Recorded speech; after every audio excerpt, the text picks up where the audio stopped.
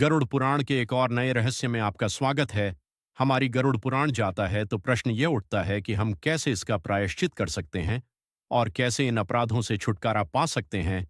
कि इन सभी प्रश्नों के उत्तर आप इस रहस्य में जानेंगे जो जानेंगे। ज्ञान वृद्धि एवं आध्यात्मिक ज्ञान से जुड़ने के लिए वीडियो को शेयर करें। वह चैनल को सब्सक्राइब अवश्य करें। विलंब न करते हुए आरंभ करते हैं। सबसे पहले यह समझना होगा कि पाप क्या है। कि सनातन संस्कृति में पाप अपने द्वारा किए गए गलत कर्मों के लिए प्रयोग किया जाने वाला शब्द है पाप, और कुछ नहीं बल्कि ऐसे कार्य करना है जो ईश्वर की इच्छा के विरुद्ध हों या प्रकृति के नियमों या शास्त्रों के नियमों के विरुद्ध हों। अब प्रश्न यह है कि हम अपने पापों से कैसे छुटकारा पा सकते हैं। कि हमारी प्राचीन वेदों व पुराणों में हमें कई कथन मिलते हैं जो बताते हैं कि हम अपने पापों को कैसे नष्ट कर सकते हैं। एक प्राचीनतम लघु कथा द्वारा यह सरलता से समझा जा सकता है। प्राचीन काल में एक गांव में सागर नामक व्यक्ति रहता था। वह दान पुण्य और दूसरों की सहायता करने वाला उत्कृष्ट व्यक्ति था। पूरे गांव में उसकी प्रधानता का बोलबाला था।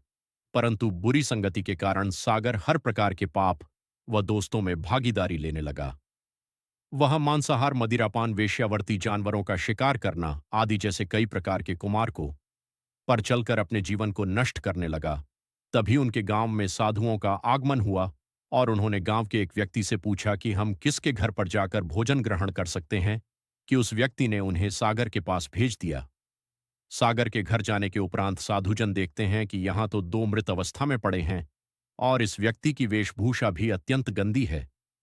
यह सब देखकर साधु बने बड़े क्रोध से कहा कि वह महापापी मनुष्य दो अपने जीवन को क्यों नष्ट कर रहा है।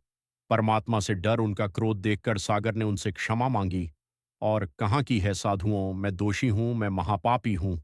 कि मुझे पता है कि जिस मार्ग पर मैं चल रहा हूं उस पर मुझे विनाश के सिवा कुछ नहीं मिलेगा है। परंतु पाप के इस गहरे दलदल से बाहर निकलना सरल नहीं है।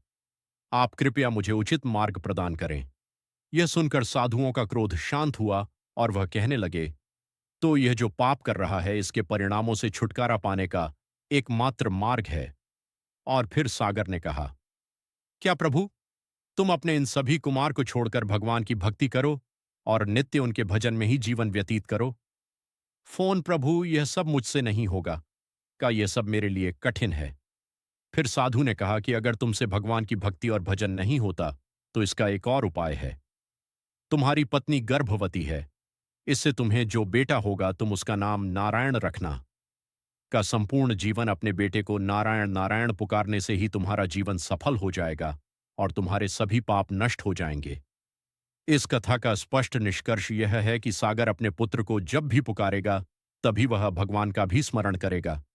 इससे उसका जीवन सफल हो जाएगा। नारायण नाम की महिमा अपरंपार है। अगर कोई व्यक्ति अपने अंतिम समय में इन चार अक्षरों का उच्चारण करता है तो उसे प्रभु की प्राप्ति होती है और वह अपने हर पाप से मुक्त हो जाता है। जो चोरी करता है, शराब पीता है, मित्र से द्रोह करता है, जो ब्रह्म घूमती हैं, जो गुरु पत्नी कमी है, नीच व्यक्तियों का संग करने वाला है, जो स्त्री की हत्या करने वाला है, राजा की हत्या करने वाला है, पिता की हत्या करने वाला है, गौ माता की हत्या करने वाला है, और भी कई तरह के बड़े से बड़े पापा नाश्ता करने के लिए एकमात्र भगवन नाम है।